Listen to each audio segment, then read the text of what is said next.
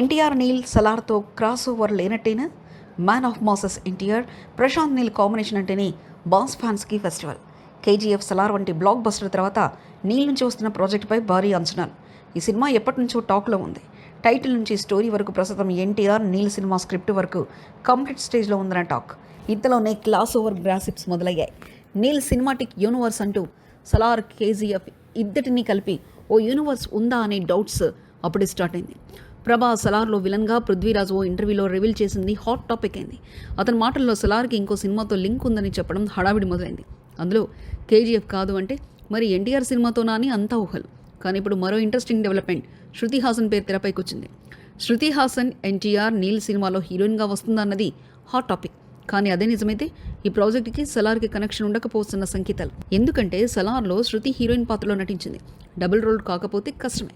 అందుకే రెండు సినిమాల మధ్య లింక్ ఉండదని చెప్పడానికి ఇది ఒక క్లూగా మారింది. ఏదేమైనా ఎన్టీఆర్ ప్రశాంత్ నీల్ కాంబినేషన్ అంటే రికార్డులు తిరగరాయడం ఖాయం.